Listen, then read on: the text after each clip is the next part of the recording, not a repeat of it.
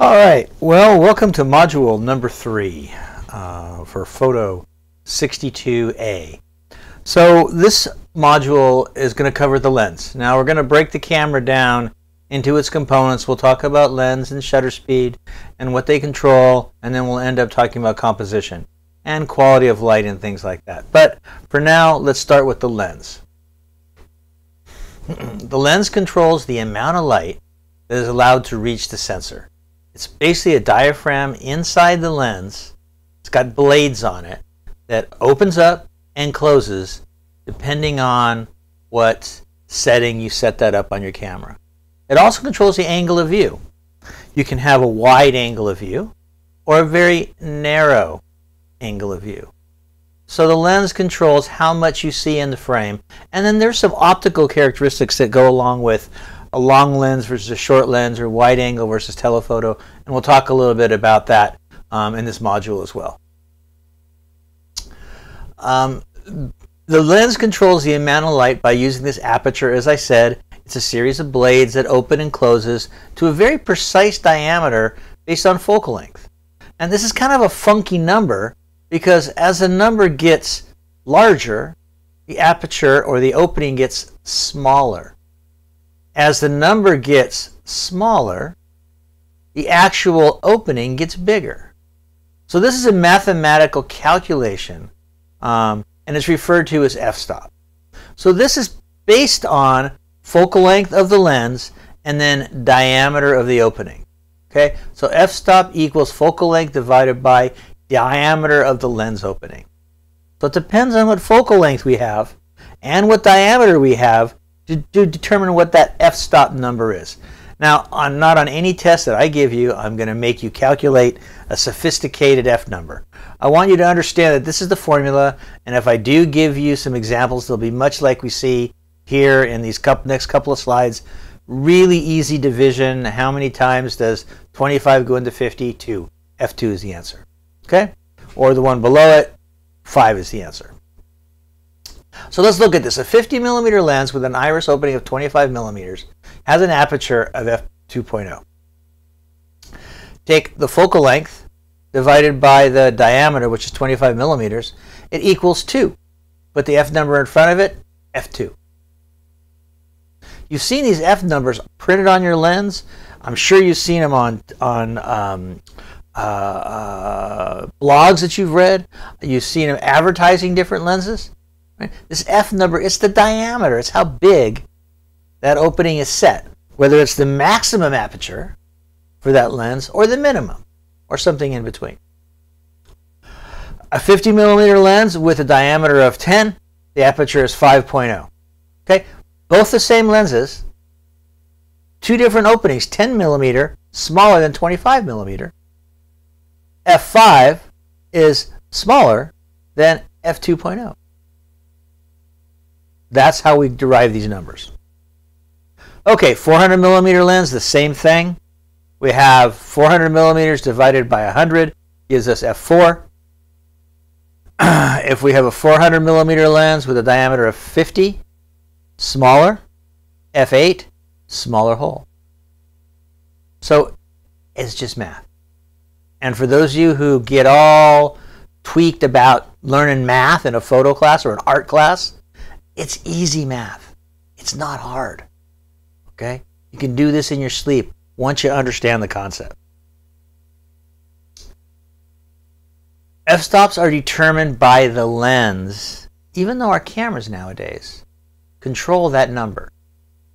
Older cameras and lenses, you'd actually have a barrel on the lens itself that controlled that number. Our modern day DSLRs and rangefinder cameras, usually we set the f-stop in the camera body itself, but that basically translates the data to the lens to set it at a particular opening, because the blades of the aperture are located in the lens, not in the camera body. So the range of apertures is dependent on the lens you have, not the camera. Here's a possible sequence.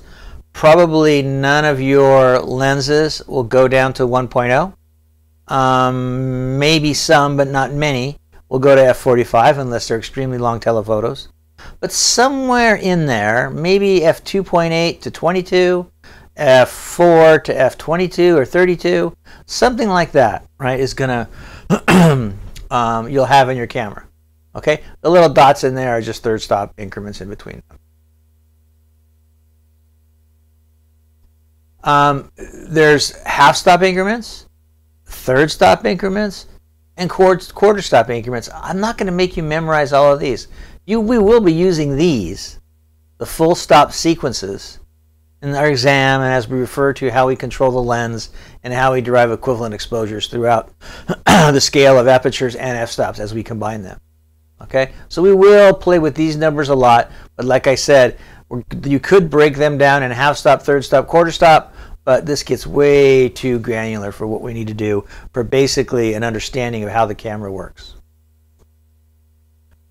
Okay, so aperture plays a role in allowing how much light goes into the lens to make an exposure.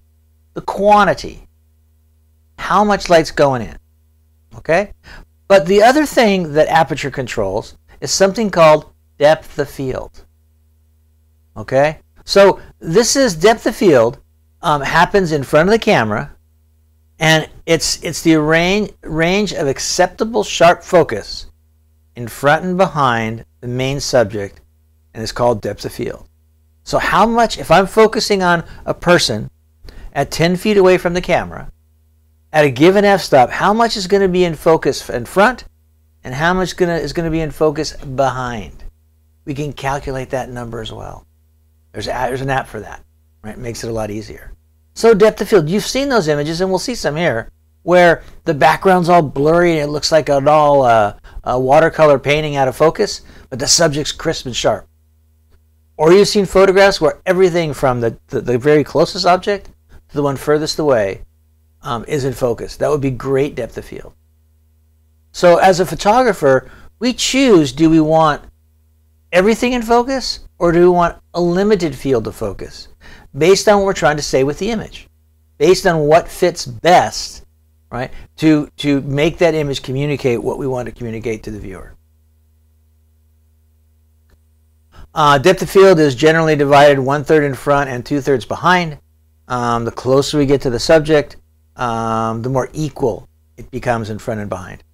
So for faraway shots, infinity shots, landscapes, think about 1/3 in front, 2/3 behind, roughly. If you're not going to measure it, right? Or use the app. And then as we get close up, close to a subject, it becomes 50-50 either side. Okay. Just remember, it changes a little bit depending on camera to subject distance. Okay, so depth of field increases more in focus as the size of the aperture gets smaller or decreases. Okay, so here's an example of two of the exact same photographs, or exact same images. One is shot at f2, one is shot at 22. We didn't change a thing. We didn't have the subjects move.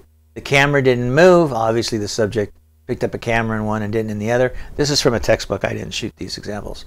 But basically, you can do this experiment, and you will for an upcoming assignment, where you take the aperture, you open it up all the way, and you see the image on your left. Take the aperture and close it down to f22, and you see the image on your right. Okay, same image, same composition, just everything's in focus or a very limited plane of focus. So the larger the aperture, the less depth of field. 2.8, way down here, right? A large aperture, less depth of field, and more depth of field. Okay, the smaller the aperture, the greater the depth of field, or more is in focus. 2.8, big opening.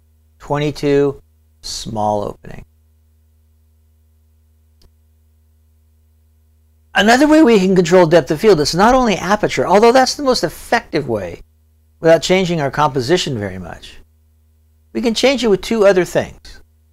And they all can work together, or they can actually fight each other. So it depends on what you want to do in that photograph. They'll compete with each other. Depth of field increases as the focal length decreases. More is in focus, as we go to a wider angle lens, we have a greater depth of field. We'll talk about what the difference is between a wide lens and a telephoto lens in a minute. But the wide angle view, right? Think about that. Think about seeing about what our eyes see, right? That kind of lens is going to give you more depth of field. So here's our same two actors, but the difference here is it's a completely different image. Right? The image on the left is shot with a 105 millimeter lens, a little bit longer lens, same aperture, but we have shallower depth of field. The woman in the back is out of focus. The image on the right, shot with a 28 millimeter lens, which is a wider angle lens, and everything's in focus. But it's a completely different image. Okay? Completely different image, the one on the left and the one on the right. Your composition has changed significantly. So take that into account if you want to control depth of field by focal length. Another way, the third way we can control depth of field is camera to subject distance. As we increase the camera to subject distance, get farther away, we get a greater depth of field. Okay? So again, here we are, same camera, same f-stop, same lens, same f-stop. We're 7 feet away, shallower depth of field on the left, 20 feet away, greater depth of field. Okay? So these are the three things that we can use to control depth of field. Depth of field is controlled by size of the aperture, focal length of the lens, and the camera to subject distance. Okay? And we increase the depth of field as we decrease the aperture. The opposite is also true. As the aperture gets smaller, we get a greater depth of field. As our focal length gets longer, we get a shallower depth of field. As our camera to subject distance decreases, we get closer, we get a shallow depth of field. So it works both ways. This is a link to a pretty nice explanation about how depth of field works, kind of from start to finish. It's kind of funky. He uses toothpaste as his metaphor, but anyways, have a look at that. It really, really helps the students to understand what depth of field is. All right, so I hope you enjoyed that video. It's a pretty good one, describing what depth of field is. So here's just some examples. The image on the left was shot with a 400 millimeter lens at 5.6, and you can see the flowers behind the principal plane of focus are out of focus, soft, almost not there. While the image on the right, at f45, you can see them. Now, they're not perfectly sharp, okay? But you can see more of them than you can on the one on the left.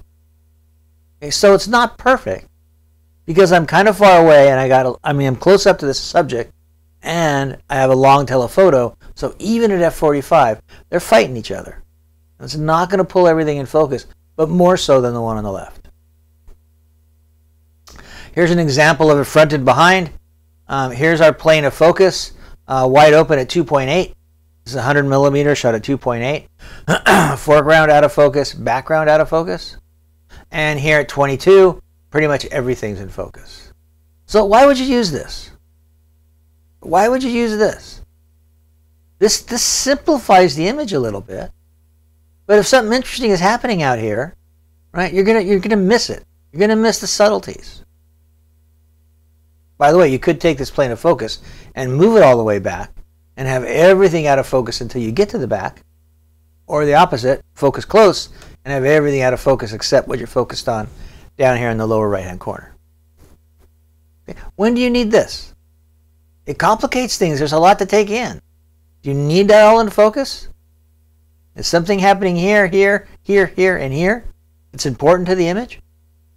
These are the kind of reasons why we choose a shallow depth of field versus a greater or larger depth of field, more in focus.